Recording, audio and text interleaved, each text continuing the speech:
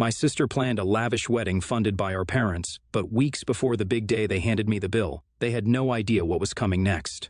I, 32, male, was the first child of my parents. My parents run a business in the healthcare industry. They were both involved in the business, which effectively left me parentless throughout my childhood. I rarely had intimate moments with my parents and was always under the care of my nannies. My parents were also in the prime of their youth, so they preferred not to take the burden of parenting upon them. They led a lavish lifestyle, often spending more than what they earned, but since they both had hefty inheritances as a safety net, they always landed safely with their spendthrift habits. 8 years after my birth, my parents had a daughter, Emma. With the birth of Emma, it became clear to me that the negligence of my parents toward me was not because of their busy lifestyle, but it was because they didn't like me enough to spend time with me. Over the years, I had discovered multiple reasons to understand why this had been the case. I was a normal-looking child with average intelligence. I liked to keep to myself and talked only when I was talked to. Emma, on the other hand, was what my parents wanted to brand them as a perfect family in their business circles. She was a beautiful baby with blue eyes and curly golden hair. She got the best of both my parents, and even as a kid, she could grab the attention of a small crowd with her antics. Her addition branded my family as a perfect family. The special treatment endowed upon Emma doesn't mean that I had a hard life. I was privileged enough to attend an expensive private school and later an esteemed university, but the negligence that I faced during my life made me realize the need to work hard and earn respect in life. I worked my ass off in both school and university to grab a well-paying job. I worked hard at my job to progress forward as fast as I could. I still kept in contact with my parents, but the wound of childhood negligence never healed. Emma, being the golden child, was never forced by our parents to work hard. She was an average student in the first place, and that, coupled with how our parents spoiled her, she failed her classes. She stopped her education after high school, and our parents employed her at their enterprise. But even then, she was on leave for most days, and even when she came, she never stayed for more than a few hours. She had issues with all her coworkers, and people dreaded her presence in the workplace. I heard about Emma's temper tantrums in the office and the drama that follows them from friends and relatives back home. But what broke my heart was how my parents hid this from me. During one of the visits to my parents after I got my job and was well settled, I expected to have a chat with Emma on behalf of my parents. I thought an intervention at the family level would do her some good in her professional life. Emma was not present when I visited, and my parents made me feel like a fool by saying how half of their business was now being managed by Emma. I could feel that my parents were subtly comparing my achievements to those of Emma. That's when it hit me. For my parents, I'm the child that grew up without any interference from their side, and Emma was the child that grew up under their guidance. It would have been a shame for them that I was achieving more than Emma in life. At 19, I was already doing well in my university, while my sister, now at the same age, is partying around. Nothing much changed in the consecutive years as Emma continued living off our parents, and I progressed forward in my career. Though I did not know the exact reason, the relationship between Emma and me had strained during these years. As an elder brother, I understood what she might be going through. Everyone around, except our parents, compared her life to mine. She was constantly asked to trace my paths and be successful, but that was not what she wanted. But these comparisons forced our parents to overcompensate by promoting her unreasonably in their company and spending money on her demand. My sister was growing up without the ability to hold herself responsible for anything, and this was worrying me, but I had no space in her life to intervene and advise her.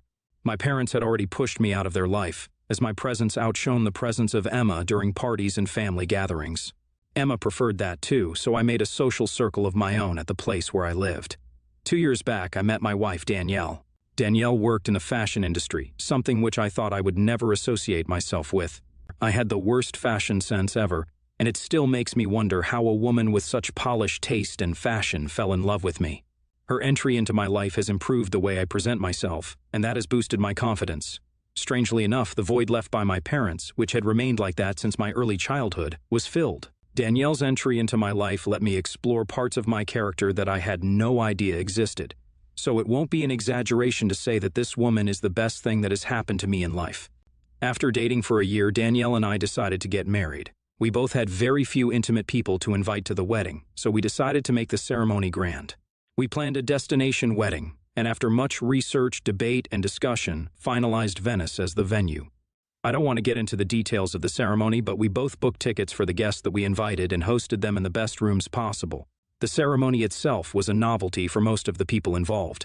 Emma asked me to book tickets for her boyfriend as well, which I happily obliged, though Danielle had asked me to reconsider the decision. Throughout the wedding, I could see the flame of jealousy in Emma's eyes, and she was constantly being consoled by our mother. My parents were in awe about the wedding that I had planned, but they made sure to keep their excitement to themselves. Even before the wedding, my family had avoided my advancements to hold a family dinner together with Danielle. They continued to do this after the wedding, so after a while, I left the plan. Around the same time, I got to know that my parents were bad-mouthing me to people around them, claiming how I had used their money to complete my studies and get a job, but how I had left them in their old age. My father even commented that he was not going to leave a penny out of his inheritance to me. My aunt on my father's side, who has always been on my team, was kind enough to warn me about what had been happening at home. It would be a lie if I said that it didn't hurt me. Losing your family is a big deal, and Danielle held me through that phase. A few months back, I got to know that my sister was planning her wedding. My aunt told me that my sister was awestruck by my wedding and wanted something similar for her. She made her boyfriend propose to her and designed a flamboyant wedding in Tuscany, but she and her boyfriend were both broke, so she asked our parents to fund her wedding. To nobody's surprise, they gleefully accepted her request. But they couldn't afford a Tuscany wedding, so they asked her to shift the location to Hawaii. After much resistance, my sister finally gave in, and she designed an exuberant wedding in Hawaii.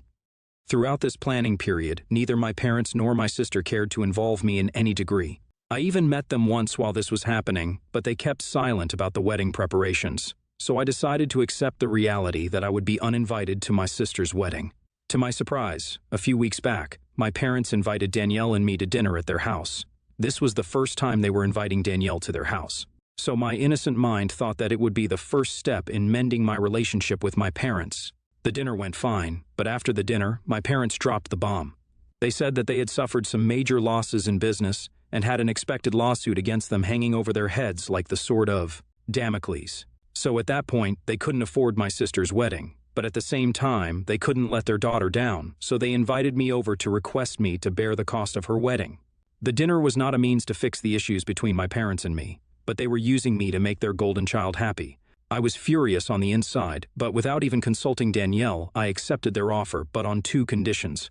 I wanted to have full control over the design of the wedding, and I wanted to have a speech on the wedding day. They were slightly surprised, as I was not usually the one to give speeches, but didn't care as I was helping them with saving the esteem of their favorite child. Unlike my wedding, Emma's wedding was very crowded. Apart from her friends, family members from both sides of our parents' families were also invited. This was the perfect opportunity to speak my heart out, and that's the reason why I decided to give the speech. The wedding day was today, and I could see how dissatisfied Emma was with the arrangements that I made. We had very different tastes, and I was sure that anything I chose would make her feel like it was a poor choice, but I was there just to deliver my speech. So when the time came, I asked Danielle to record my speech. "Ladies and gentlemen," I began, "I want to take a moment to thank my parents for giving me the opportunity to speak today." My parents looked at each other in confusion. They had expected me to say something about Emma, not them. "You see, for years, my parents have ignored me," I continued. "They never supported me or showed me the love and affection they showed my sister. But now that they need something from me, they come crawling back." There was an uncomfortable silence in the room. My words sunk in. My parents looked embarrassed and Emma looked like she was about to cry. "But I'm not bitter," I continued, smiling. "In fact, I'm grateful. You see, this wedding has allowed me to show my parents just how successful and accomplished I am, and I have to say, it feels pretty good." I went on to give a speech about the differential treatment that I suffered from my parents, and how it still hurt me in the middle of all my successes and accomplishments. My parents sat there in silence, their faces red with embarrassment. As I finished the speech, I walked over to my sister and hugged her. "I'm so happy for you," I said sincerely. "I hope you have a wonderful life with your husband." And with that, I walked out of the reception with my wife, leaving my parents and sister behind. I drove back to my hotel room and have been sitting here in satisfaction.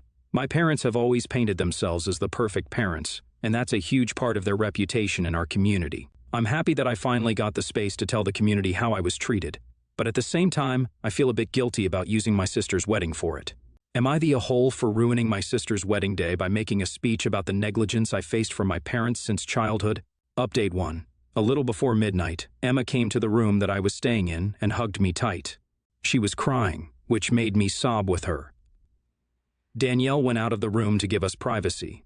She told me how she had never known about my side of the story and had always assumed I was not attached to the family. Our parents had also made snide comments about me to her ever since she was a kid, which instilled a negative image of me in her mind.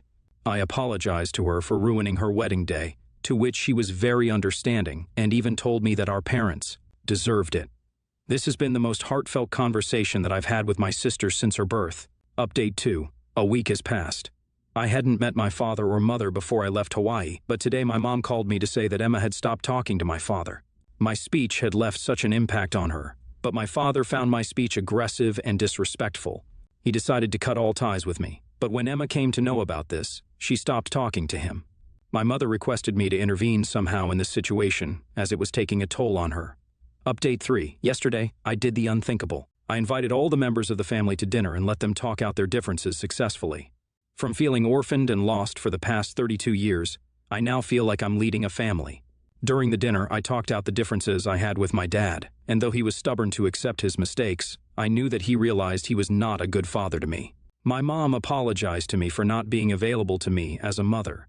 I didn't turn out bad, so I didn't have any reasons not to forgive her. By the time the dinner ended, I had made sure that the issues between my sister and my dad were also solved.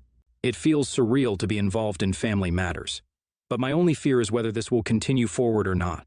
Esh, your family is just a bunch of rich a-holes who have been making money for generations and have no idea what to do with it. What's wrong with being raised by nannies when people are leaving babies on the streets? You received love and care as a child. That's why you turned out fine and are now making a hefty amount that helped you afford 2 expensive weddings back to back. NTA. But you could have done this early instead of being a doormat for these many years, hoping your family will learn from their mistakes and learn to love healthfully. From your side, you should learn to be more communicative instead of waiting till the last moment to explode. Next story. I'm 29, female. My fiancé, 31, male, are planning to get married next year. For some context, he is better off than me financially, no student debt, and a higher-paying job. We got a good handle on splitting costs. He owns our home, so I pay the bills. My name is not and will never be on the title. This was a joint decision I'm happy with. We also have a good arrangement for housework and chores. While no one gets married with intentions of getting divorced, it's important to be cautious. He asked me if I'd be willing to sign a prenup to protect his assets, and I happily agreed. In case a relationship goes south, bitterness could lead to unnecessary headaches and drama, so why not? He hired a lawyer and got the document ready. I have read it, it's fair. The problem is, for the document to be valid, I need to hire my own lawyer to review and sign off on it. That costs about $1,500.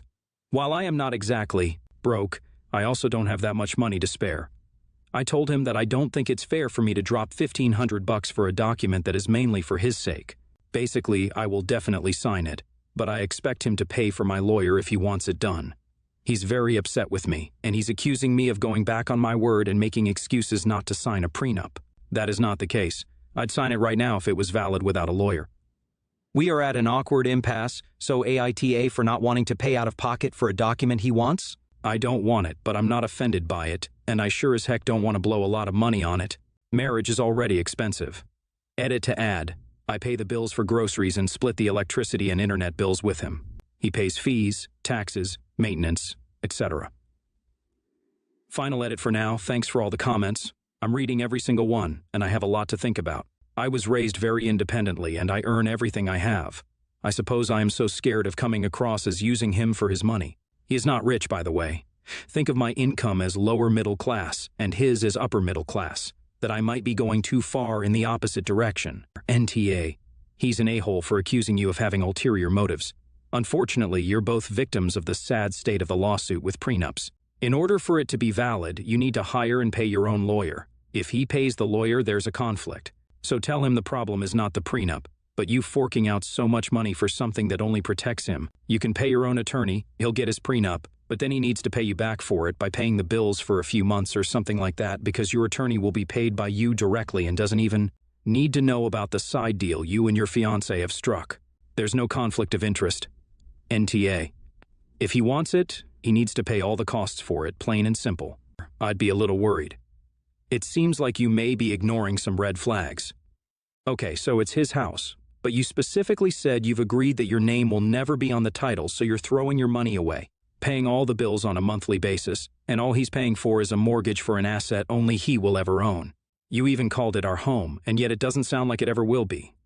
I'd rethink that decision long and hard, and if he refuses to cough up the money for the prenup he wants, think even longer and harder. NTA.